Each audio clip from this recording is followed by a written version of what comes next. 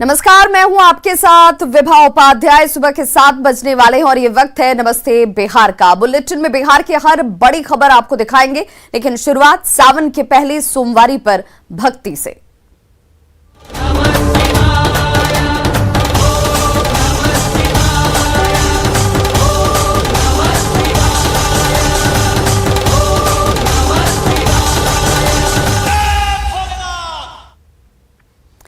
आज सावन की पहली सोमवारी है। कोरोना को लेकर सोनपुर के बाबा हरिहरनाथ मंदिर में श्रद्धालुओं के आने पर मनाही है, लेकिन मंदिर को भव्य तरीके से सजाया गया है। सावन के पहले दिन हरिहरनाथ मंदिर के गर्भगृह को फूलों से श्रृंगार कर बाबा हरिहरनाथ का आरती पूजन किया गया। तो आज सावन की पहली सोमवारी, आज से सावन की शुरुआत। और देखिए किस तरीके से, चूंकि कोरोना का वक्त चल रहा है और मंदिरों में आम लोगों के दर्शन की मनाही है, पूजा पाठ की मनाही है, लेकिन जो परंपरा है, जो पद्धति है, जो विशेष पूजा अर्चना है, वो परंपरा निभाई जाती हुई गर्भगृह के अंदर भगवान भोलेनाथ की सुबह सवेरे आरती की गई, श्रृंगार किया गया और फूलों से ये पूरा प्रांगण सजाया गया।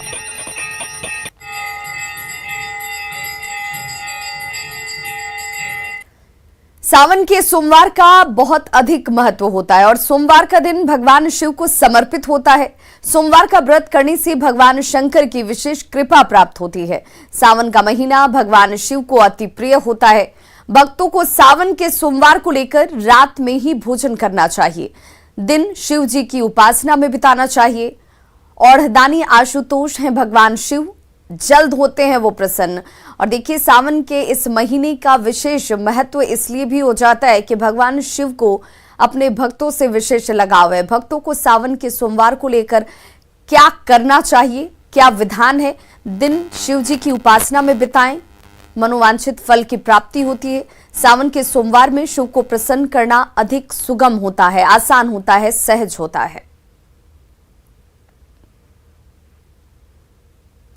तो सावन सोमवार का व्रत विधान क्या है, आखिर कैसे आप इस व्रत को करें, ये भी जानकारी आप तक पहुंचाते चलें। तो स्कंद पुराण के अनुसार सावन सोमवार को एक समय भोजन करें।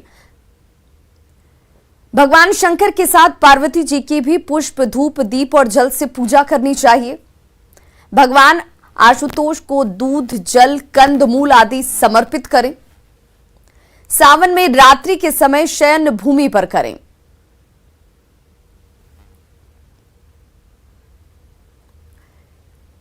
तो कोरोना काल को देखते हुए इस साल श्रावणी मेले का आयोजन नहीं होगा। जिला प्रशासन ने मंदिरों में पूजा करने पर पाबंदी लगाई है। आम श्रद्धालुओं से मंदिर में भीड़ न लगाने की अपील की गई है।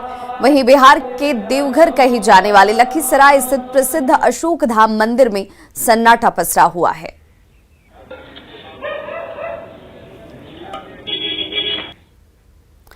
और चलिए अब आपको लेकर चलते हैं शिव के ऐसे दरबार में जहां पाप मुक्ति का प्रमाण पत्र मिलता है। बस एक डुबकी लगाने से ही सारे पाप धुल जाते हैं और कहते हैं कि इस दरबार में प्रायश्चित का भाव लेकर जो कोई भी पहुंचता है, गौतमेश्वर महादेव उस पर अपनी कृपा जरूर बरसाते हैं।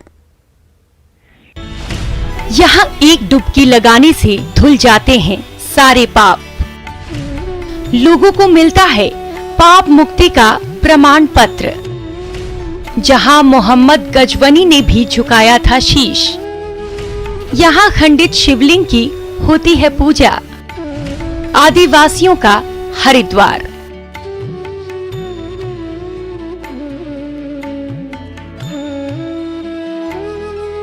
हर पाप का नाश यहाँ होता है।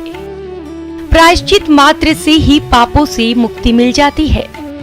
मुक्ति कुंड में एक डुबकी लगाने से ही सारे पाप धुल जाते हैं।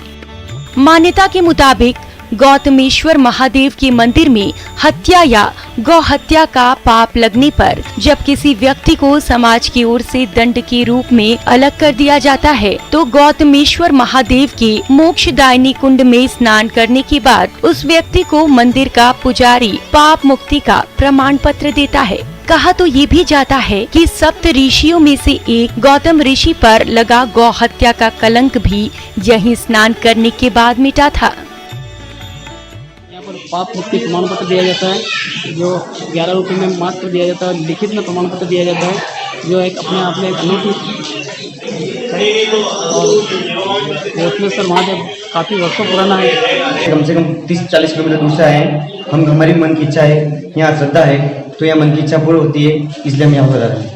प्रतापगढ़ के अरनोद में मौजूद गौतमेश्वर महादेव की महिमा अपरंपार है। प्रकृति की गोद में बसे इस पावन स्थली की कहानी भी काफी दिलचस्प है।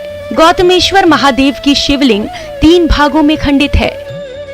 मान्यता है कि जब मोहम्मद गजवनी सभी हिंदू मंदिरों पर आक्रमण करते हुए यहाँ पहुँचा, तो उसने गौतमेश्वर महादेव शिवलिंग को भी खंडित करने का प्रयास किया। प्राचीन कथाओं के मुताबिक शिवलिंग पर प्रहार करने पर भोलेनाथ ने अपना चमत्कार दिखाने के लिए पहले तो शिवलिंग से दूध की धारा छोड़ी, दूसरे प्रहार पर दही की धारा निकली और जब गजवनी ने तीसरा प्रहार किया तो भोलेनाथ क्रोधित हो गए। इसके बाद शिवलिंग से एक आंधी की तरह मधुमक्खियों का झुंड निकला, जिसने गजनवी सहित उसकी पूरी सेना को परास्त कर दिया।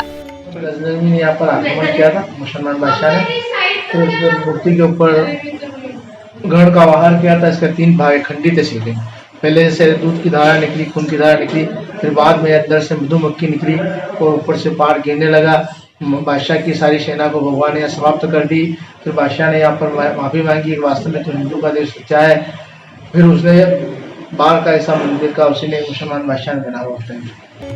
आदिवासियों का हरिद्वार कहे जाने वाले गौतमेश्वर महादेव पर श्रद्धालुओं की अटूट आस्था है। पूरी तरह से खंडित शिवलिंग होने के बाद भी पूजनीय है। यहाँ दूर दूर से श्रद्धालु मनोकामनाओं को लेकर भोलेनाथ के स्वरूप गौतमेश्वर महादेव के दर्शन करने आते हैं और भोले भंडारी सबकी झोली खुशियों से भर देते हैं।